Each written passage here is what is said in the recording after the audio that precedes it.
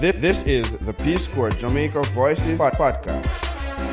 If you want to know more about Peace Corps and the work that they are doing here in Jamaica, join us on this amazing journey to learn more.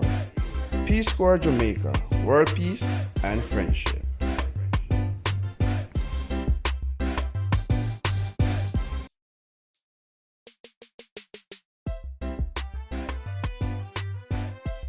Welcome everyone, welcome to another episode of Peace Corps Jamaica podcast.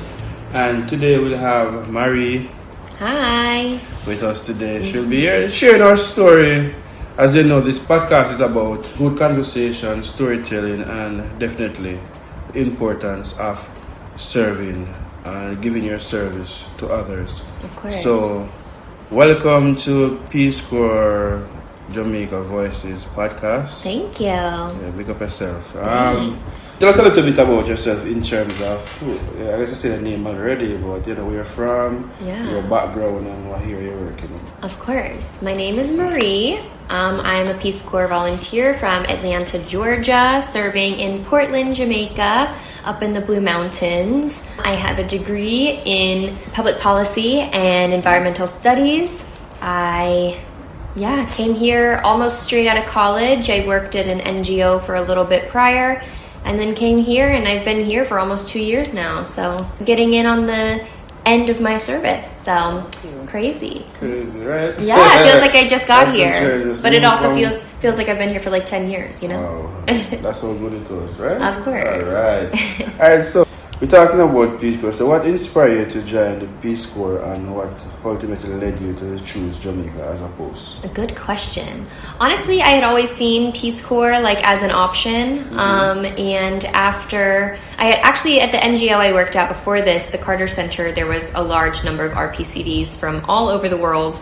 And they really encouraged me to do it. Every time anyone there heard that I was thinking about Peace Corps, they always said, do it, do it, do it. Best 2 years of my life. Everybody was really encouraging me. And so I thought if everybody had such good things to say that I should check it out. And I'm so glad I did, because it honestly changed my life. So yeah, I actually didn't apply to Jamaica. I applied to serve wherever and got Jamaica. Didn't even realize that Jamaica was a Peace Corps post, but I'm so glad that I got Jamaica, because I think that everything worked out so beautifully. So this question I want to ask you about now, because you said you just put wherever and the place in Jamaica and it worked out for you. So what were some of the misconceptions before you come to Jamaica, and how was that different when you arrived here? Misconceptions? I don't know what I'm allowed to say of the misconceptions on this podcast. But there were some conceptions for sure. Yeah, I mean, I guess let's see. I didn't know what I would be farming when I got here, but it's mainly coffee and yams and pumpkin. So that was a misconception, though, was what is going to be farmed, what do Jamaicans farm.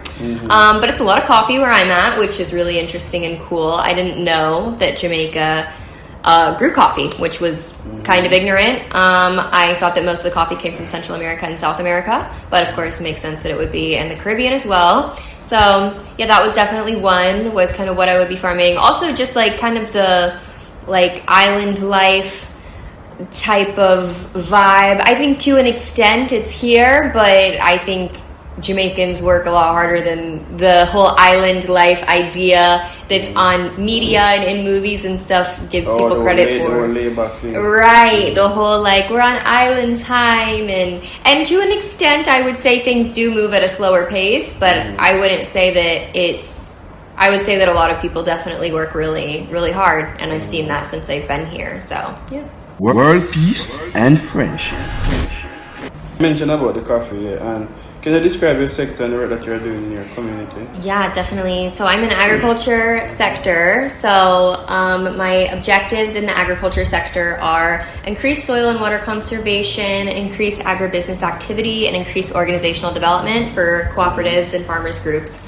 And so I always like to say that Peace Corps is kind of a choose your own adventure book. It's really, you can go wherever you want / where your community wants the assistance. And so my service can look really different from somebody else's service, especially because I'm in the mountains and coffee country. Most of the rest of the island can't farm coffee because it's at too low of an elevation. I've learned, a lot about coffee since being there, but I would say kind of some of the projects I've worked on, we've done a demonstration plot in my community to show better soil and water and just conservation techniques, but also just climate smart farming techniques. We've done a little bit of alternative income sources. Right now, most of my community monocrops coffee, which is great, but when things like Hurricane Melissa happens, and the coffee's gone, then that is a huge investment loss. So we've looked into some alternative income sourcing through value-added products and some things like that, through livestock as well. I've done an agroforestry project with Jamaican Environment Trust, which has been really cool. Their kind of objective was to save the Jamaican blackbird, which is an endangered bird endemic to Jamaica. And through that, they kind of are focusing on the mountainous areas in the Blue and John Kerr Mountains. So a lot of the timber and fruit trees get cut down, and the birds lose their habitat. And so in kind of an exchange for the coffee, and then for the coffee farmers, they're a nuisance because they eat the coffee. So kind of in exchange, the alternative solution was to put in some more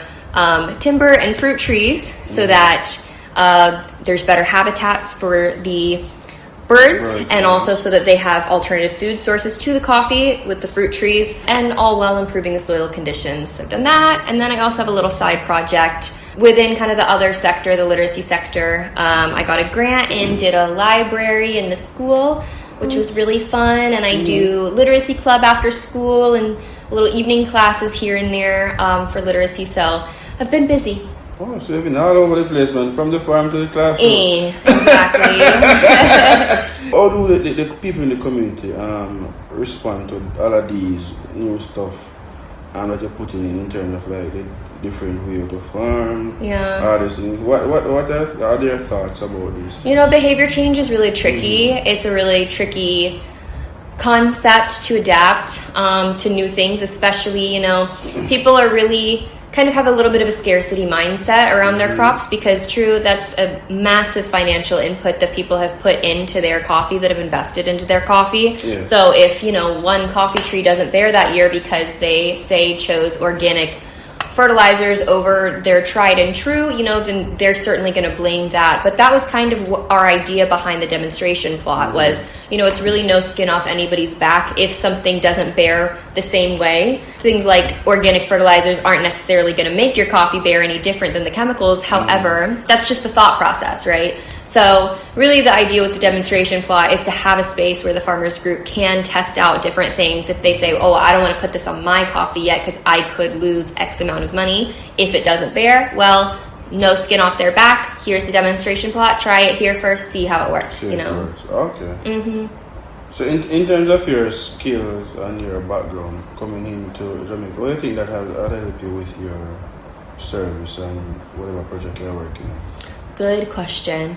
Honestly, the agriculture position is a facilitator role, so it really is kind of a middleman. It's less of a technician. It's less of needing technical assistance and technical requirements, and more of having a background in the space. Like I said, I had studied environmental studies, and so I had kind of a general good knowledge, but of course I wasn't a horticulturist or an agriculturist or a farmer. So obviously it's definitely a learning curve, but it's also, that's kind of the point, is you're not coming here to tell people what to do and to teach people. You're coming here as a knowledge exchange, essentially. So you offer something, they offer something, you work with resources, you connect people to stakeholders, and you help connect people and facilitate those relationships with the stakeholders and with the technicians and with the experts. And you offer other resources. You offer grant resources. You offer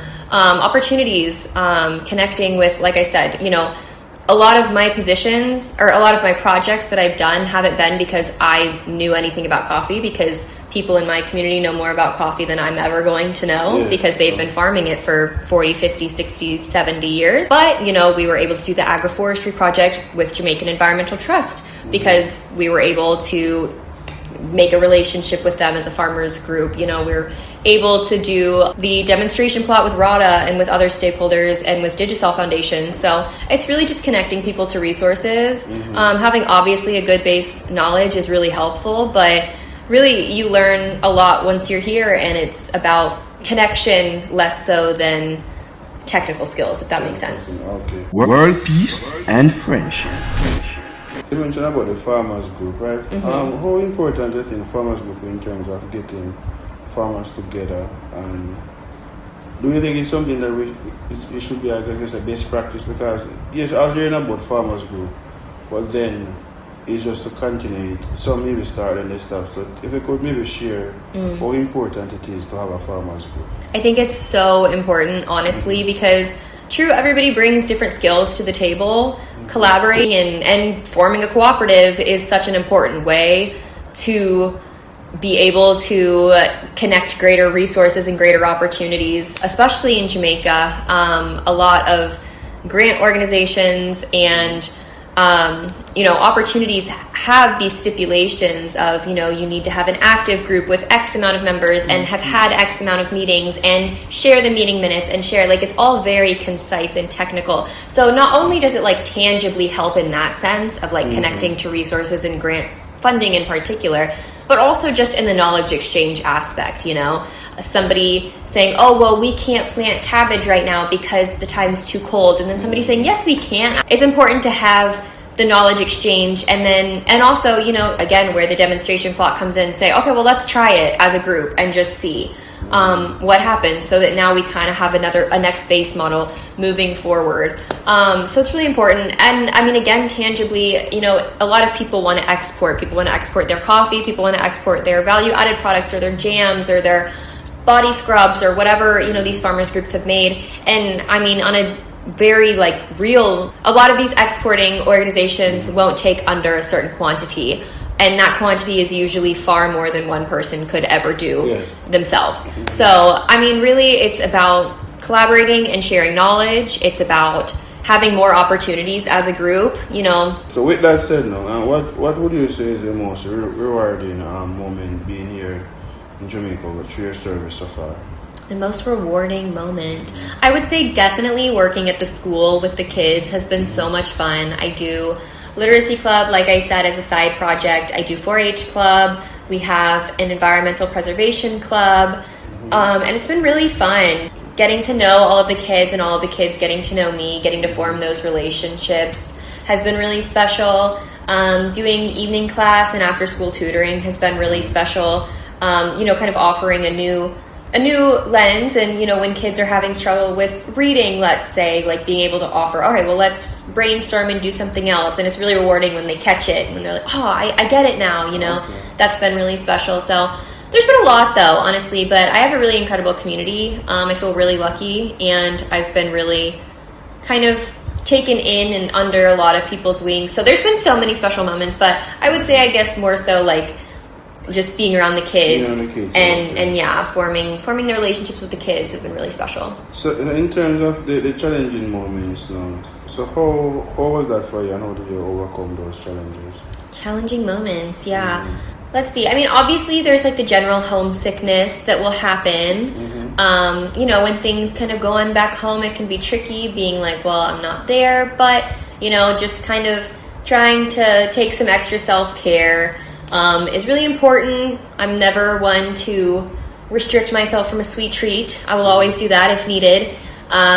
Just getting a little candy or a little treat to make things a little better when things are hard. I also feel hanging out with the kids, going to the school and doing a club, or going and crashing their PE one day, or asking the teachers if they need anyone to read a book for their class one afternoon. Just being around that always usually makes it better too. I'm also really lucky. I have a lot of girlfriends in my community who have been so incredible and such great friends to me, and so having them as people that I can lean on and we can lean on each other has been so special too. So definitely, like, I would say, you know, it's hard initially to form those relationships, but it's hard at the first stage. But then once you get to, like, the rest of your service, having those relationships that you formed in the beginning are really going to carry you through your service. Wow. Well, that's great to know that you were able to make so much friends and find ways and means of, I guess, you know, make yourself feel at home then, here in Jamaica. So in terms of working here in Jamaica, right, how that has impacted on your personal growth and changed your worldview? Honestly, when I first got here, I was going a little bit stir crazy because, like I said, you know, island time is like something that they portray in the media of, like, oh, Jamaicans are just always chilling on the beach and drinking a Red Stripe. That's obviously not it. But I will say, and I don't think that this is Jamaica specific, I think that this is America is the outlier in this. I think that productivity culture in America versus the rest of the world is vastly different, and adjusting to that was a problem that I had to face.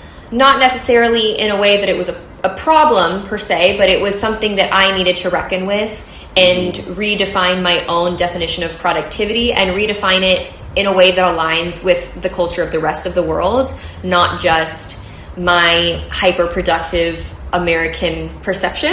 And so sometimes it felt like I wasn't doing anything, or it felt like, well, I'm not working 40 hours a week, so this is weird. I feel like I'm being unproductive. I feel like I'm not doing anything. But true, now I can look back in my service and be like, wow, I actually accomplished a lot. I did this project. I did this project. This project's finished. This project is, you know, ongoing. This kid can read a lot better now than he could last year. So it's a different definition of productivity, but it's productivity same way. And so that has been something that I've appreciated, actually, that I've really enjoyed, that, you know, I don't need to look at time put in to define my productivity moving forward in the rest of my life. I just need to look at outcomes. The outcomes. Yeah. Definitely. So it's, as they would always say, every little make a muckle. So every mickle make a muckle. Every time, true. You know? Yeah, for real.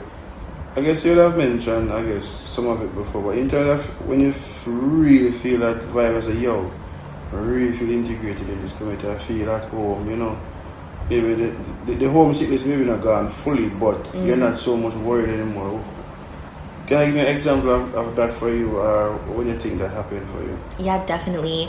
Last year, on my birthday, I had my community members, my domino team, like everybody had come together and threw me a surprise birthday party. Wow. And it was so special. I had never had a surprise birthday party before in my life. It was so sweet. Like, so many people pulled together their resources, their finances, their abilities. People cooked all day. People baked me cake. I went home with like 4 cakes. It was insane. Wow. Like, everybody had done that. People were, you know, throwing red stripes at me out the wazoo. Like, everybody came together and we had such a fun night, and we played dominoes all night, and I felt so humbled and appreciative. And that was kind of when I knew, like, I'm looked at like a community member, not like an outsider. And true, somebody had come from, he used to live in the community, went to Negril and comes back to visit sometimes, and he was there and he said, I've never seen the community do something like this for anybody before. They must really like you. Wow. And it was so special to me, and it was like honestly one of my like most treasured memories from my service. And so that was like a special time of like, okay, this hard work, like really, you know, trying to integrate and become a community member has paid off because people see me like that. So it was really a very cool and very special moment throughout my service. I'm really happy for that, for you, because as they say here in Jamaica, if a Jamaican like him, like you know, so them a go all out, you know? Right. Definitely them a go all out to make sure so you feel comfortable. And I'm happy that you get to experience that as well. Of course. Definitely. World peace and friendship. So as it relates to Hurricane Melissa, right? Let's get into that part of it now. How did Hurricane Melissa impact your community and your service as a volunteer? We had Hurricane Beryl in the beginning of our service, and so like a month or like a month into our service, yeah, truly, actually, crazy. Right. And so we kind of were thinking, oh, Hurricane Melissa's not going to be that bad. And true, initially, like when we first consolidated, it didn't look like it was going to be that bad. We thought, oh, we very ignorantly thought, oh, this is going to be this is an overreaction. We'll have a few days at this hotel and we get to hang out with each other and we'll go back home once it all passes. It was obviously not like that. It was extremely severe and very devastating for the island. But like true, so many of us thought that we brought like a weekend pack of clothes. I think like some of us had like 2 shirts and like 3 pairs of pants and like a bunch of games. Like that was all we brought. And so and that obviously was not enough because we were together for a month. Yes. So it was not what we thought it was going to be. But, my community fared okay given the circumstances. Obviously, I'm in Portland. I'm in the mountains of Portland, so closer to the east side of the island, which didn't really get a direct hit. However, we have landslides really, really bad up there, and the landslides were awful. Really did a lot of damage, did damage on people's houses, took out people's entire farms. It was a lot, and it was right in the beginning of coffee season. So coffee is usually about a 7-month crop. Yes. And that usually, because a lot of people monocrop coffee, that's 7 months of their income out of the year, and the rest of the year, like a lot of things don't grow that great up there because it's cold, the climate's completely different. So, not even to mention the infrastructure differences and the infrastructure challenges of getting to a marketplace and selling from a marketplace. It's not as tangible and easy and feasible as it is on the coast. Up there in the mountains because we're pretty deep up there.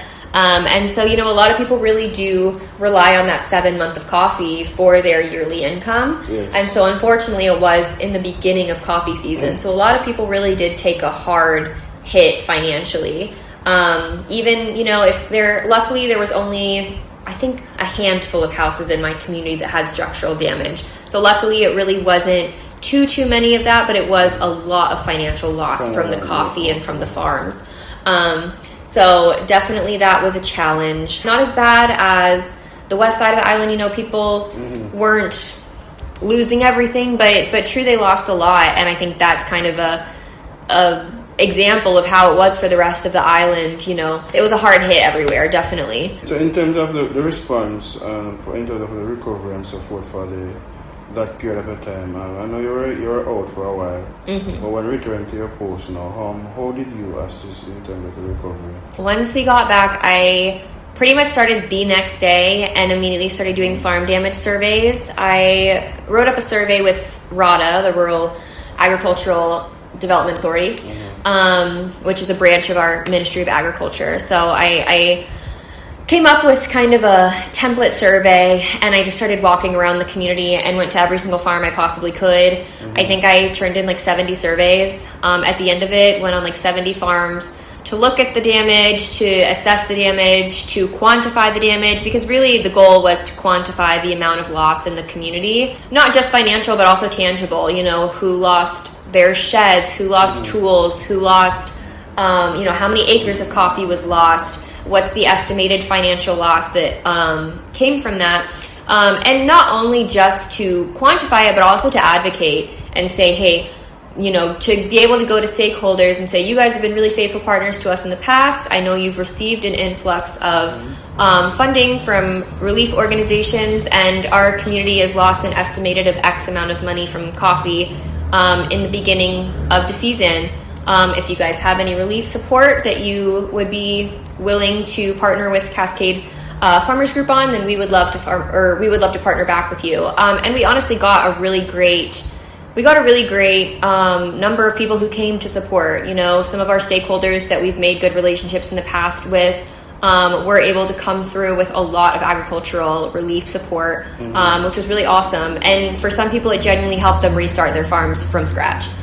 So, seeds, seedlings, support with cleanup even on the farms, support with tilling, support with just prepping the land, support with all sorts of things, coffee seedlings. So yeah, we definitely were able to get a lot of support, which was awesome. Happy to hear that. Yeah. And I'm happy to know that you played such a significant role. Yeah. Because maybe sometimes that is what is lacking in communities, for a person to come together, for them to put these things together on paper to show the government agencies or other donors, this is what is happening here and this is how you can help us or something like that. I'm happy to know that you are able to do a great job as that. That's amazing. Thank you. In terms of resilience and community strength, how did the impact of Melissa, in terms of how you look at that now, in terms of resilience and community strength as a result of Hurricane Melissa? Just in general? Yeah, in terms of the experience you had in general. I will say I was worried sick after, once I realized that it wasn't going to be like a funny little weekend storm, it was going to be something serious. I was like sick with worry. Because true, I mean, you've lived in this community for 2 years, and we're towards the end of our service. So, I mean, this is your family. This is your family that you're concerned about. It's your home. It's people you love. And so I was genuinely so worried, and the landslides can be devastating up there. And so, I was worried people lost their homes. I was worried people died. I was worried about all sorts of things. But luckily, every single person was safe and sound. Everybody was, okay. But I will say every single time I asked people as soon as I got back, how did you fare? Are you okay? How's your home? How's your, every single person, me give thanks for life. Every single person was giving thanks for life, regardless of everything that happened, was just, saying we were so grateful that, we didn't have the brunt of the storm like the West Coast. We're so grateful. And true, I mean, a lot of people who had just lost almost a year's wages were coming together, pooling canned goods and hygiene items for the west side of the island, which is incredible. And so just seeing how community care and support is so prevalent in Jamaica was so special, and seeing it on display absolutely after Hurricane Melissa was really cool. Seeing everybody's outlook of, obviously we lost a lot, but, we're still here, we're still good, we have so much more than some people, and we're grateful. So definitely having that outlook was so cool after the hurricane, definitely. Okay. Well, they say Jamaica always together, so they help each other regardless, no matter how little they have, they're still willing to share. Of course. We speak about it earlier in the interview, we're talking about expectation coming to Jamaica. So what would you say you learn coming into Jamaica that you didn't expect to learn? All sorts of things. Honestly, this is kind of niche, but I've become very observant. Jamaicans are extremely observant. I feel like in my community, people be like, it's going to rain soon. And I'd be like, what are you talking about? It's sunny. And they're like, no, true, it's going to rain. And then it starts to rain. Or since I'm on a mountain, all the roads are kind of windy around the mountain. They'll be like, the taxi's almost here. The bus is almost here. And I'm like, where do you see a bus?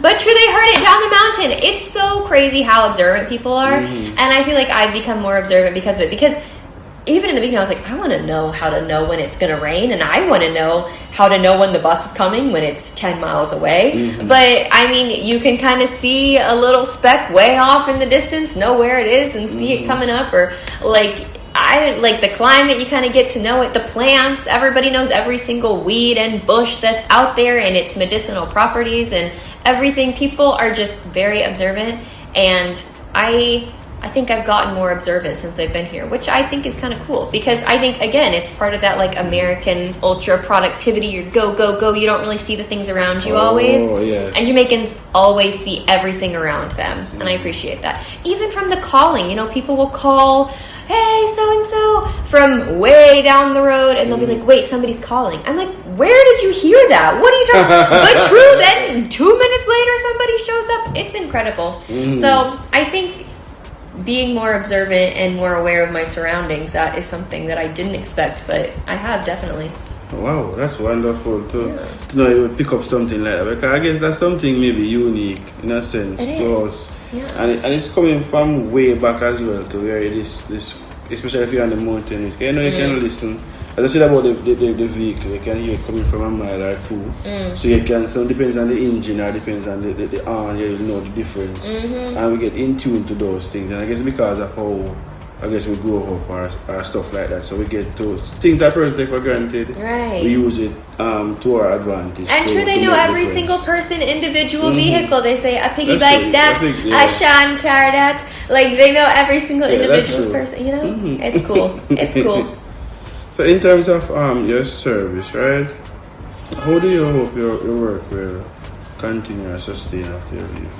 I think that my community will get a next Peace Corps volunteer, which is awesome. But I hope that, you know, they'll continue to use the demonstration plot and continue to hold their trainings there, their RADA trainings and everything. I think that the library is a cool resource that the community, especially the kids, will continue to do. The kids are always asking every single day, can I change my book? Can I get a next book? I already read this one. Can I get a next one? So they're really excited about it. So hopefully, definitely those two projects will continue. I've done a lot of group strengthening work with the farmers group as well. So I really hope that sticks, that, you know, just like group processes and organizational development and strengthening kind of those things have really, I think, gotten a lot better. The group meets really regularly. A lot of new people have joined now, which is awesome. Their connections with stakeholders are great.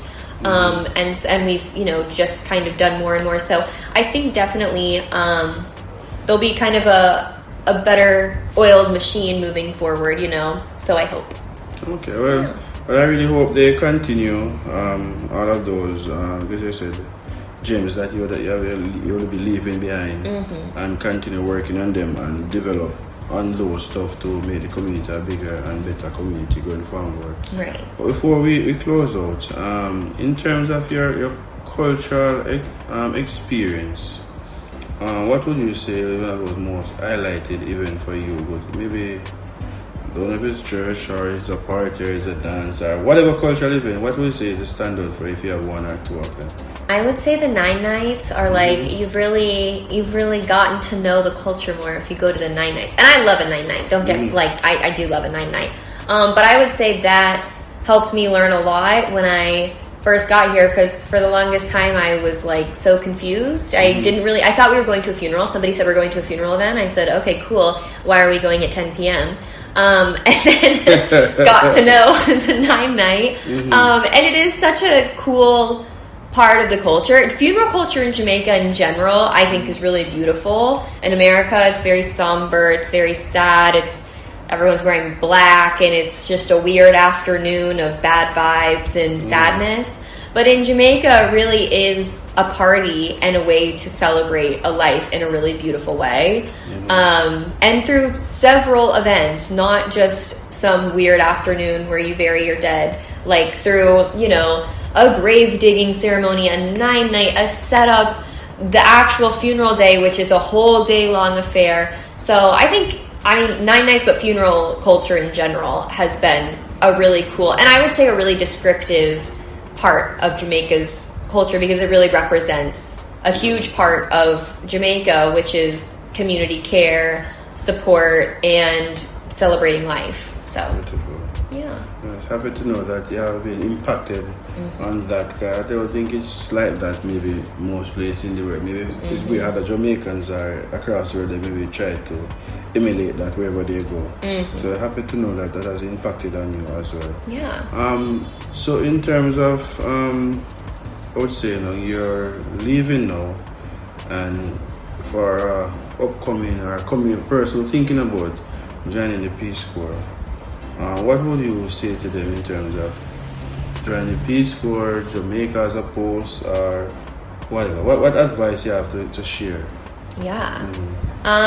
I love Jamaica, so I'm obviously partial. I've had a really good experience here. I mean, Peace Corps in general is a really transformative experience, I think. You don't really get opportunities like this to live abroad, to, you know, experience another culture, to get integrated in the culture. That's like the biggest part of Peace Corps that I love, is I can come to Jamaica for a week and learn about Jamaica's culture, but I won't really learn about Jamaica's culture. I'm never going to know another culture like I know Jamaica's culture, because I'm probably not going to live in another country for 2 years like this, you know? Like, you really get in the community, in the culture. And true, also, I mean, you really do come out of it with like a new family. Like, these are people that I will be in contact with for the rest of my life. My host mother, my friends that I've made, like, these are just new family members, is kind of how I see it. It's not like, okay, well, this has been fun, I'll see you guys later. Like, I can't imagine not having them in my life anymore. So it's definitely just a new place to call home, kind of. And I think Peace Corps gives you that opportunity that you don't get with a lot of other programs and a lot of other travel exchanges.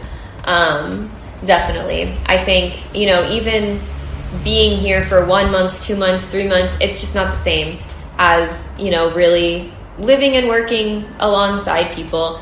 So definitely, and I think Jamaicans are super welcoming. It's a really beautiful culture, super rich. It seems like it's one thing from a media perspective, but it's so much richer and deeper and more wholesome than that. So definitely, I would say you should come to Jamaica. It's great. Jamaicans are awesome. The food is incredible. And it's always a fun time here. Ayasa nice. So nice, which is right. And thank you so much of course, for thank coming you. and sharing your story with me here today on the Peace Corps Jamaica Voices podcast. Yeah. And I just want to say all the best. Thank you. Going forward. All right. Enough respect. All right. All right. World peace and friendship.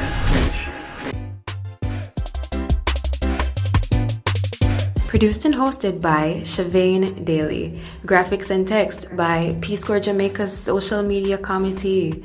Background music by Damian Rose. A Peace Corps Jamaica production. That's all for today, friends. Thanks for tuning in. Want to keep the conversation going? Leave a comment or post a question on our YouTube channel or connect with us on Instagram and Facebook. And don't forget to check out Peace Corps Jamaica's local website. Let's keep spreading world peace and friendship. Until next time, peace out.